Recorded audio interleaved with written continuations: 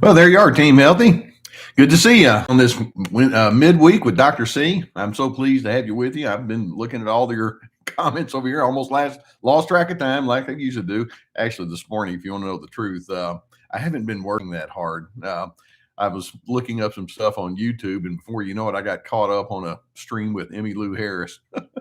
She's incredible. And Mark Knopfler and the First Aid Kit, all of these that go off of that. So I love music. I like all sorts of music. And Emmy Lou, I'm not a huge country fan, but Emmy Lou, she's just everything. She's beyond it all. Anyway, that's what I've been doing this morning. But I have gone over the questions that you sent me, so I am going to be prepared for that. Okay, and, three quick little things I want to mention before we get going with the question. First, I know that we have about a 99.6 like versus dislike rate, which means we have some really supportive people on our channel here. But that 0.4%, sometimes we get people on here that leave some rude and snarky comments. Please know that if you're one of that 0.4% and you come on here and leave the rude comments, you'll be politely dismissed from the channel. Just know that because I'm trying to monitor that. And I know some of you made comments about that. But a second thing I want to say is we do have my Surviving Narcissism podcast that's up, sort of, and we'll have some links and all to it. And when I say sort of, the big ones that we platforms that we need to get onto are Apple and Google. We've got a couple of others that we're on, but we're in the approval process of that. And it's not as fast as you might think, but we do have a couple up. I've actually taped several podcasts, and so that's going to be coming up. And then, oh yeah, in addition, today we're talking about how we get beyond the narcissistic, the hurt that narcissists will inflict. And so here's what I want to do. The last 2-3 weeks ago, I had you talk about absurd comments that narcissists make, and boy, did we get a lot of comments. I want to do something similar to that this time, but between now and next time, if you will, I'd like for you to leave some of the lessons that you have learned that will help you get beyond the hurt that narcissists generate. What's some of the advice or some of the ideas or notions or concepts or elements of boundaries that you have locked into that have assisted you as you get beyond narcissistic abuse? Next week, what I'm going to do is I'm going to go through as many of your comments as I can, because I want us to see if we can give each other encouragement. And by the way, just know that I'll be taking the comments, and I know we're going to get a lot. And I'll use it for next week's live feed, but also I'm going to use some of that for the podcast as well. So I really do listen to what you have to say, and this is something that we are in it together. And so just know that that's what we as Team Health are going to do. We're going to encourage each other. Okay. Now, that having been said, let's just dive right into our topic for today. I'm sorry, I have something in my eye here. And we're going to be talking, like I say, about how do you get beyond the hurt that a narcissist inflicts. Now, the first question that I have here was sent in, and the person says, is it possible to shut off empathy because you've blamed yourself for ending up in an abusive relationship, thinking that you were trusting and then naive and then becoming narcissistic, but then also having the empathetic personality underneath? Then you think you've got the imposter syndrome. Okay, this question has a whole lot going on. So this person says, I have had quite a bit of an inclination toward empathy, but I wound up in an abusive situation, and I wound up turning off my empathy. And then it makes me wonder, am I the problem? Was I just too trusting, too naive, and now am I just an imposter? When they talk about the imposter syndrome, by the way, I'm going to be doing a video on that in a few weeks ahead. When we talk about the imposter syndrome, it's like you've lost the ability to believe in your own decency and your own goodness, and that's something that narcissists absolutely love when that happens. Let's just say that narcissists, when they engage with you, they have the overarching goal to be the dominant force. Well, that means that somebody has to be the subordinate person and that's you. And so, sure enough, there is an incredibly common theme that does come into play when you're engaging with narcissists. And that is, they want you to lose yourself. Each one of us has all sorts of distinctives that we bring into a relationship, whether it's the kind of music that we like, or the way that we manage our schedules, or our priorities, or our social life, or our family of origin, the way we look at things and how we interpret life, our various opinions. And the narcissist is thinking, whatever you bring in regard to all of that, if it's different from me, you're wrong. And this is where the abuse becomes is the beginning point of the abuse. They pronounce you as being inadequate or ineffective or on the wrong page. And so they take it upon themselves to say, let me pound you into submission. Now, sometimes the abuse comes in very direct and unambiguous ways, where they'll shout and scream and tell you how awful you are and how stupid you are. And then they'll punish you with all sorts of withdrawal of privileges or pleasures and things like that. Other times, the abuse is more in the form of micro aggressions, like, where'd you come up with that? Or that's stupid, or nah, that wouldn't possibly happen. And so they want you to second guess yourself. So we have this person that says, I've had a natural inclination toward empathy, but I've lost it. Am I just an imposter when I say that I think that's who I am, but now I just don't have it? No, what happens is you have been so filled by the narcissist, shall we call it, propaganda machine, that in fact that their voice is echoing inside your mind, and you hear that often enough, and you do get to the point to where you lose yourself. um, and so obviously you can see why people like me, and then so many people in the comment sections will say things like, you need to get away from these individuals. And I know that sometimes that's easier said than done. But if you're in the presence consistently of somebody who treats you with indignity, they don't acknowledge your worth, they invalidate your thoughts, feelings, and opinions, you are in the presence of an abusive person. Okay. If they feel like it's their job to run you into the ground and tell you how awful you are, that's someone you need the least amount of contact with. And so part of your getting over this is physically removing yourself from their influence, and recognizing that what they're saying, what they're doing, is simply their twisted way of thinking. It's part of their agenda to prop up their own insecurities at your expense. And that is so important for you to recognize. Abusive, condescending people are grossly insecure. Okay. Tomorrow we're going to be on the video coming up tomorrow. We're going to be talking about how paranoid they are. And they're just constantly monitoring. What do you think about me? And how am I coming across? And why did you say that? They're terribly insecure. And it's so important for you to recognize that. Now, the next question, this person asks, how do you get over the anger you feel for the narcissist even after you've cut ties? Just when you think you're over it, you find out you're not. I'm still angry. Okay, this is another one I'm going to ask you. Raise your hand. How many of you can relate to that one? Just because you have declared that that angry individual is somebody that you don't need to be with, and you've tried to adjust your interactions with that person, doesn't mean that they've left your mind. I've known people who are deep into their adult years. Let's say they had, whether it's a narcissistic parent or sibling or a coworker or a social group or an organization that just wore them out, and they finally come away from their influence. You can say, "Oh, well, I guess I'm cured. I'm healed. I'm completely over it."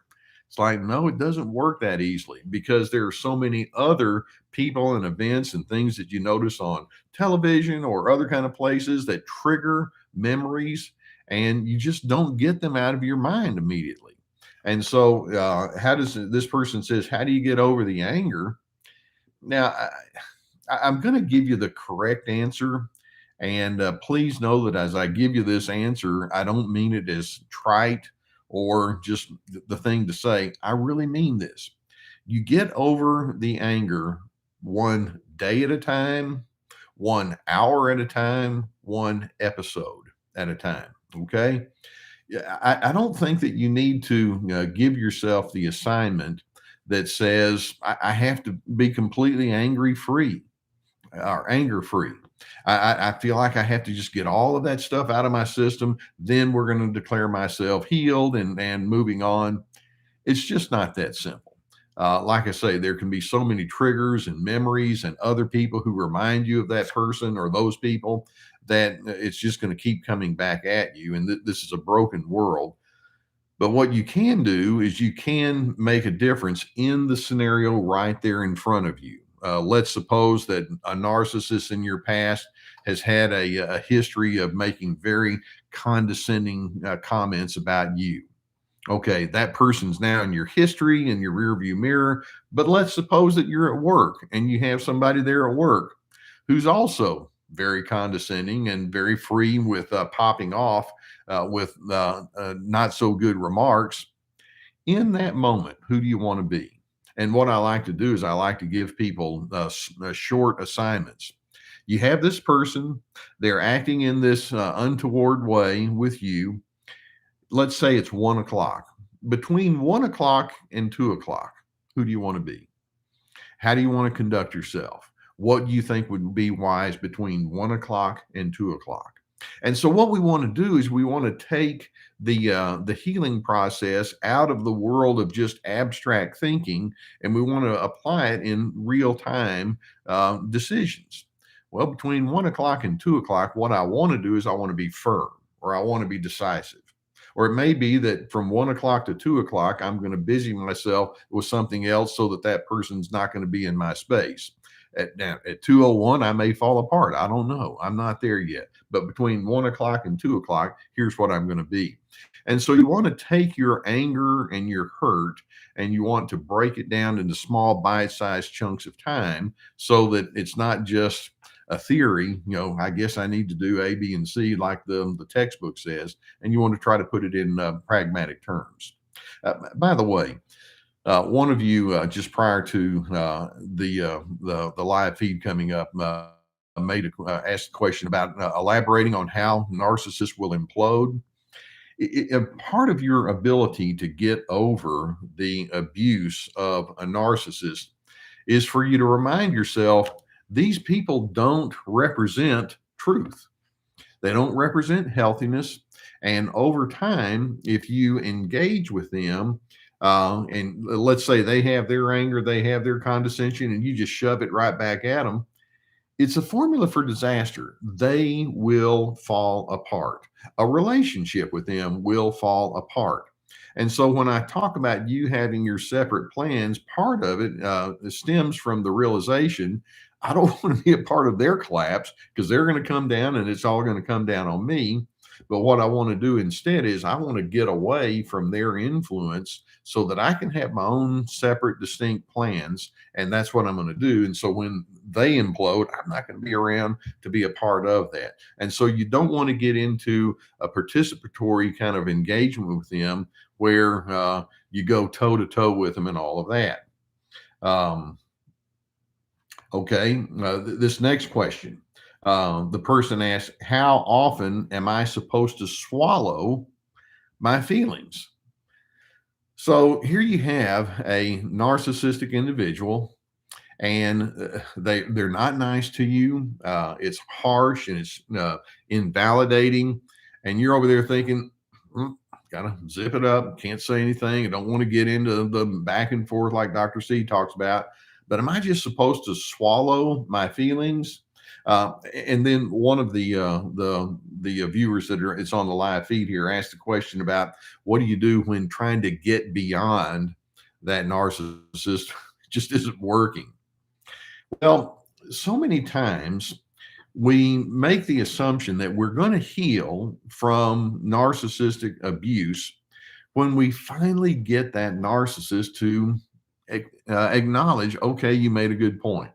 Or when we finally get them to stop being what they are. Or we feel like healing happens when they'll say, you know what, I was wrong, or I acknowledge your privilege to choose what you are. Let's keep in mind their way of life is in fact going to implode. But you're going to have to learn how to think individually rather than thinking, well, I get beyond the abuse when I get clarity with that person, or we have a meeting of the minds, or at least they stop putting all these triggering things in front of me. No, narcissists can be relentless. So when I say you want to individualize your efforts, what I mean is it's so important for you to take back your freedom. Okay. Now, what do I mean by that? Narcissists want your conformity. Narcissists want your subjugation. Narcissists want your submission. They want to imprison you. They want to superimpose. But what if if you were to decide, okay, you can want that all you want. I'm not participating. It's not who I am. And I'm going to get beyond whatever that narcissist is trying to peddle towards me by reminding myself I'm a very free person. And what I can do is I can flail and kick and plead and defend and argue and wish like crazy that it wouldn't be that way. I can do all of that. Doesn't work, but I can do that. Or I'm also free and I can set my own pace. I can establish my priorities. I can remove myself from that person's presence as much as common sense will allow. I can seek out individuals who have more of an uplifting, loving, kind way of interacting with me. I can minimize as much as I can my griping and complaining about that person behind their back, because all it does is just keeps it all stirred up on the inside. I mean, you have options. And so you get beyond some of the pain and the abuse that narcissist throws at you by reminding yourself that person is not the final word in my life. I get to have the final word in my life, and I'm going to decide who I'm going to be. And then I go back to making sure that you do it in small increments of time rather than thinking, well, if I can just have a month or a year where I'm narc free and I don't have to worry with them anymore, then I think I'll be okay. It's like, I don't know about a month or a year. I do know that I can manage the next hour, or I can manage my today. And so the more you think like that, then the getting beyond isn't 100% finished, but you're in process and you're building a habit of self-protection, self-care, assertiveness, and things like that. And that's how you know that you're having some healing. It doesn't mean you get rid of it all, but it means that you are on the path. You're in progress toward the good goal. Okay, so the journey itself is part of the healing. Okay. Now, another one, and this one kind of goes along with this in that the implication is that this person is trying to heal, but the narcissist just keeps kind of throwing some roadblocks. What do you do? This person says, how can I express my authenticity when he, apparently this narcissistic person, disagrees with everything and says what I say isn't true? So here you are. You're saying, well, I need to get away from all of this badgering that this person has and all the criticism and the griping and the invalidation, but he just keeps coming back with it. How do I heal from that?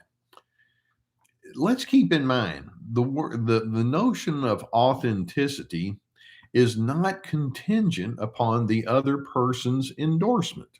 Okay. And that is so important for you to recognize. So when you say, well, I want to be authentic, well, authentic means I'm going to be true to myself. I have my own beliefs about who I am and what makes sense. I want to be as open and honest as common sense will allow. And the common sense part is a key. It's not predicated on the narcissist saying, oh, good point, or let me help you, or I agree, or now that you've done this, I've reformed. No, you can't really think about that. You want them to encourage. What you want to do is you want to cease your requirement that the narcissist needs to applaud or go along with or just leave you alone Part of your authenticity is just following through on what you know is wise. For example, I remember so well a guy that was saying to me, and his wife was micro controlling. Okay, every little bitty thing. And he mentioned to me, when I walk out the house, I get that out of the house. Let's say going to work, I get that uh, constant question: Are you going to wear that? And he says, "Well, I'm looking at myself. It's already on my body, so the answer is yes." And he says, then we wind up getting into an argument about, well, why does she have to micromanage me? And and he says, I don't know what to do. I'm trying to be true to myself, but I just get this kind of stuff on my way out the door. And I mentioned to him, I said, well, when she asked the question, are you going to wear that? How about if you just say, yeah, and then go? And he looked at me like, oh, Carter, you're a genius. I can say that. It's like, yeah, that's being authentic. In other words, you don't have to argue. You don't have to get into a debate. You don't have to defend. And if she says, well, I think it looks stupid. And if in your mind you're thinking, well, the reason I wear it is because it's comfortable or it looks nice or just who I am, is a reflection of me, let her think whatever she wants to think. You can be authentic with or without her approval. And it can be as simple as that. Or it can be things like you want to be around friends, and that person is over there, critiquing everything you say, and you're thinking, well, I just can't say what I want to say because this person over here is just going to be on my case. What if you decide I'm just going to be me? I'm not very good at being somebody that I'm not, and I don't feel like I have to filter through the narcissist.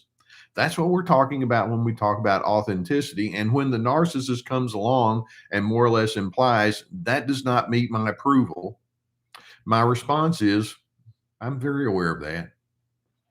I'm going to be me anyway. And again, we go back and we say the least amount that you have to filter through them, which means the least physical contact you have with them, probably the better off you're going to be. But you don't have to just apologize just because the narcissist says you need to apologize for being you. It's like, no, upon further review, I've concluded that being who I am, my authentic self, that's quite sufficient. I'm quite sufficient. On to my next leg of my day. And so you want to stop filtering through that narcissist and thinking the next statement you make is going to be the one that's going to be the breakthrough, because it won't. Okay. Okay. Now, this next one, I get this question or variations of it fairly often. And most of you would know what my response would be before I even give it. This person says, would you recommend beating a narcissist? Now, I'm assuming they don't mean with your fist or with a baseball bat, but going into the argument, going into the contest and saying, well, I'm going to beat you at your game.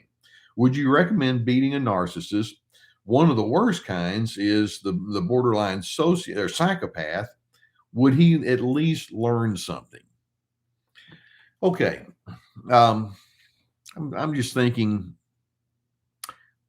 going back to that question about how narcissists implode, when people come across in this psychopath way that this person is saying, and by the way, psychopathy means that they've lost their sense of conscience almost completely. They actually take delight in bringing people down. Should you just come after them and say, well, I can beat you at your own game? The answer is, well, then that means that person's setting my pace. And I'm going into their style of thinking and being. And even if momentarily you can pound them into submission or shame them, what have you become in the process? What's happened to you? I don't want to be like that person over there who I don't agree with. I don't want to take their narcissistic tools and say, give me those tools. I'll use them against you. That just means that I'm engaging in it. So to me, the best way to beat, if you want to use that term, a narcissist is live with your integrity and live with your standards and live with your decency. And when they let you know that they don't like you or they don't believe in you or that you're the fault for whatever it is that's going on, or they're not going to coordinate or cooperate with you in any kind of way, That's when you individualize and say, well, it looks like that this person is not someone then that needs to be on my inner circle. I need to move on beyond that person. If you set consequences, that can be appropriate. Set stipulations, let it be known either to that person directly or within yourself. See privately.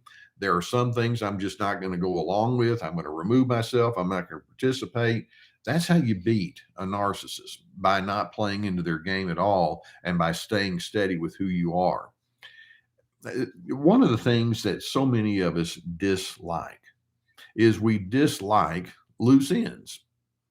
And frankly, I'm basically saying, well, when you show yourself to be distinct from a narcissist, when you go into your own separate path, you don't necessarily have the privilege or the wonder of having all your loose ends tied down. That person over there is going to be thinking you're an idiot or you're stupid, or let me tell you a few things, and they could be mean. And you want to say, well, let's make all that stuff go away. And so the loose endedness is it won't go away, but you go ahead and stay your course about who you are. And then, like I say, as much as you can, take them out of your inner circle or your sphere of influence. Okay. This next question: is the narcissist aware of what they're doing, or is it just who they are? Well, part of it is, yes, it is who they are. Mine seems fully aware of their actions, and they've also admitted to being unable to control their own behavior. And so, are they aware? And then she kind of answered her own question. Well, mine seems to be.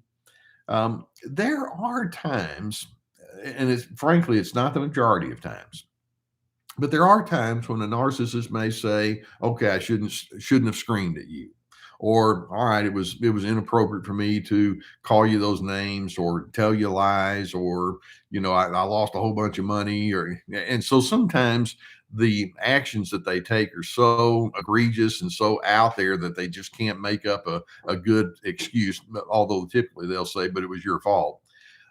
So might they be aware that what they're doing is wrong? And the answer is, at some level, yes. In fact, there's another person that put a comment on here. I thought I'd just throw it on this one. This person says, when a narcissist gives that smirk after hurting you, that person is proving they know that what they did was wrong. That smirk. Okay. Yeah, at some level, they know that there's something about them that's not right. And the reason I say that is, notice how defensive they are. Notice how they cover up, they tell lies, they blame shift. All of that's part of their defensiveness. They project, they put it onto you, they gaslight. The implication is, I don't want to have to take responsibility for what I've been doing. Or I know that if we just sit down and have an objective adult to adult conversation, I may not come back. I may not come off in a really positive way. And so their defenses are their way of putting up a shield of protection, knowing full well that something there is wrong. That's mostly at a subconscious level, though. What they'll do, though, is they'll basically say, yeah, if I was wrong, it's an intellectualization only. But you'll notice that it's virtually never accompanied with wisdom. And whenever you have true change is going to come through wisdom. And when I say wisdom, that's applied knowledge. That's when you take what you say you know is right versus wrong, and then you live into what you know is the best for all people involved. Narcissists don't think that way. So do they know that they're wrong? At some level. Do they care that they're wrong? Well, in their mind, they wouldn't have done it if you had just conformed to what they say. And so they're so into their blame shifting and manipulation and alternate reality and the need to stay superior that their admission of their wrong is shallow and superficial at best. Okay. Now,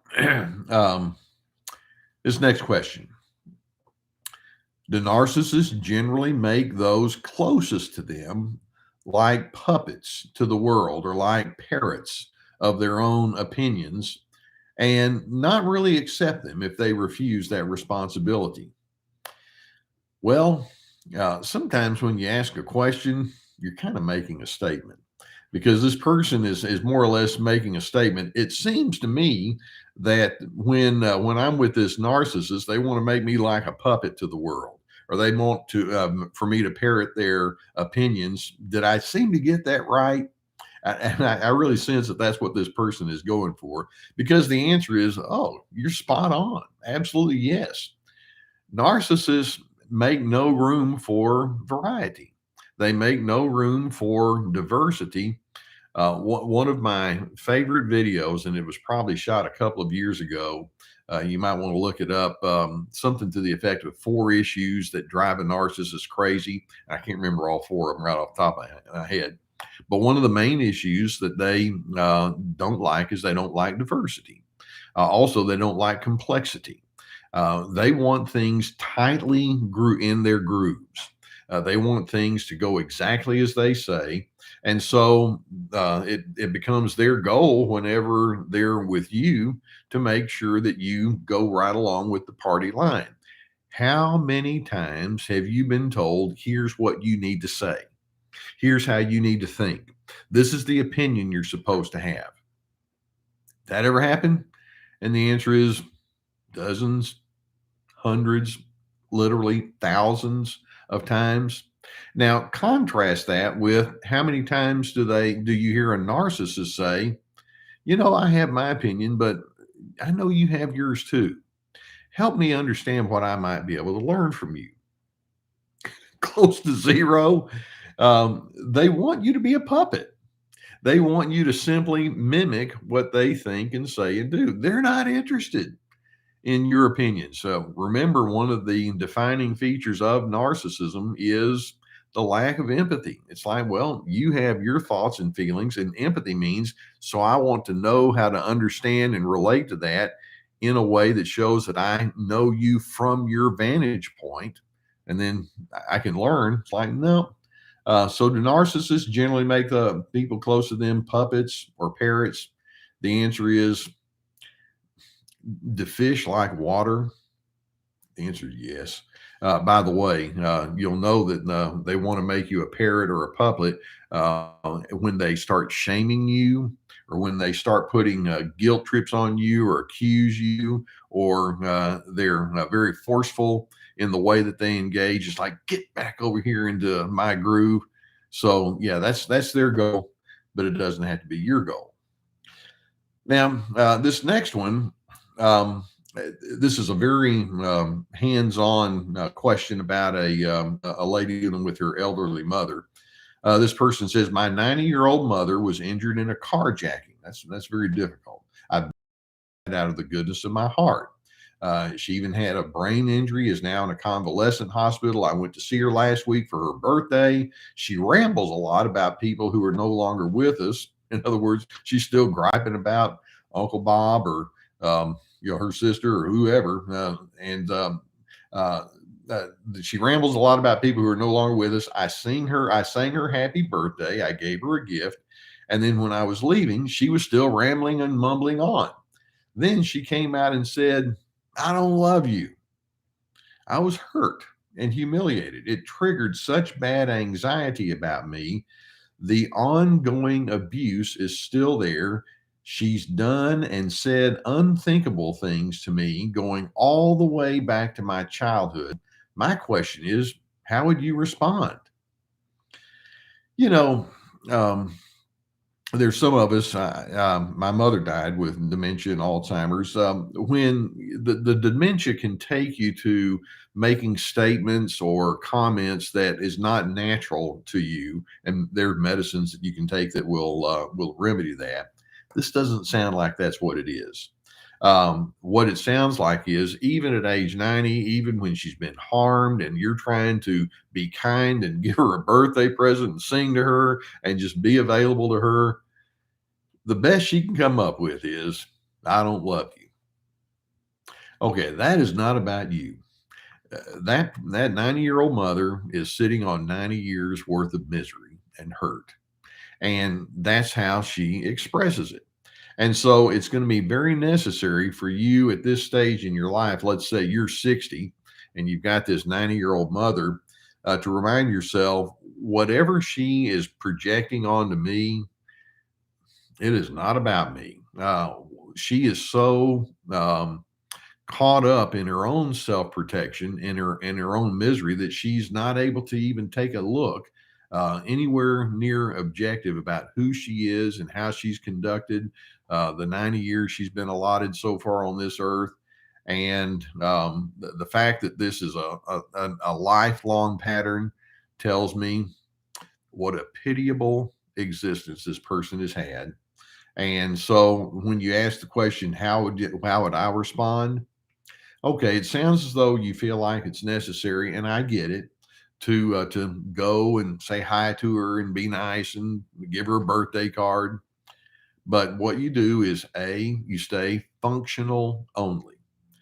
You drop any presumption that there's going to be tenderness or warmth. May I get you a glass of water? Is there something I need to stop at the store and pick up for you before I get there? Function. And then second, it's okay to keep your contacts minimal, because if you go there and stay for a long period of time and all you're doing is just listening to one gripe and whining and complaining after another, it's like, okay, I've stayed here too long. Maybe be in the first 5 minutes you get all that. But at some point, you just say, I'm going to keep my contacts to a minimum. I'll do enough to where I, can at least know if my mother is okay or not. But then beyond that, I've got a life to live, and I'm not going to say, here's my face. Come over here and slap on it again. You've been doing it to me my entire 60 years. Why not do it a few more times before you kick the bucket and go? No, stay functional and then minimize your time. Make it enough, but not too much. Okay. Um, okay. Then I have one last question, and this is an interesting one. We're going to wrap with this one. And this is not as much about narcissistic abuse, but this person says, I'm just curious. How would a narcissist, seemingly without any empathy, be a nurse? Actually, we could take that question and put in all sorts of other professions that are kind of known for being caring and tender, like a therapist or a teacher or a preschool assistant or something like that. How would a narcissist who seems to have no empathy go into the caring profession, the service profession? Can they fake empathy to get to get their superhero recognition? And I think this person's probably onto it.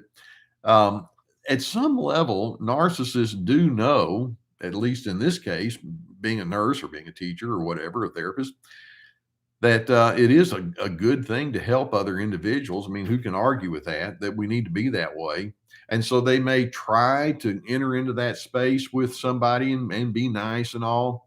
But really, what they're doing, even when they're in the helping profession, they're trying to set up their own little fiefdom where people are now beholden to them. It's like, look, I did some nice things to you. Now you're supposed to go along with me and do what I tell you to do. And even in the midst of their seemingly nice gestures, they can't make themselves not be narcissistic. It just keeps coming through, that control and manipulation and exploitation and the requirement to fit inside their grooves. So it does illustrate that most of these narcissists are so captured by their own dysfunction. And we go back to that question about implosion, that it falls apart. It is a dysfunctional way of life. And so the more you're able to see it, and the less you feel the need to be the one that's going to come in there on your white horse and make it stop and go away, then the better off you're going to be. And then what it does say is you want to have the least amount of contact that you can. Like I said about the 90-year-old grandmother, stay functional if you have to, and that can apply at work or other extended family members, things like that. But as much as you can, you want to have your own separate, distinct ways of being. And if you say, "Well, I just don't know where else to go," well, then find somewhere else to go. Whether it's through a volunteer organization or friends that have been asking you to do various things with them, seek it out. Okay. But do not let that narcissist be the one that you filter your choices through, your priorities through, your opinions through. When we think, well, yeah, and what comes is abuse. It's like, no, I can't stop them. I can't adjust what's inside of me. Okay. Okay, I'm going to go back and reiterate. If you have comments or things that you've been taught that help you in the process of healing from abuse, leave them here. We're almost at the end of the live chat, so or leave them underneath in the comments section. And next week, I'm going to take your comments and we're going to go through some of the things that you have come up with. These are the things that that have helped me heal. And I'll really want to hear from you. So do that. And then obviously, if you have other kind of questions, leave those and I'll probably pick up on them the following week and we'll go from there. Okay, Team Healthy, you know that this is my highlight of my week here with respect to my YouTube work. I thoroughly enjoy hearing from you. I enjoy the way that you encourage each other here. And let's stand for Dr. C, DRC, dignity, respect, and civility, because that's who we are on Team Healthy. We're getting new people coming in on the live feed, both live and in tape. And we just want you to keep coming back every Wednesday, 11 o'clock Central Time is when we do this. And then for those of you who are watching on tape, we'll obviously we put them up for that purpose because we know that not everybody can do it live. So just know I appreciate your participation. I love what you're trying to do, and I appreciate you letting me be a part of your journey with you. That said, I shall see you next time. Bye.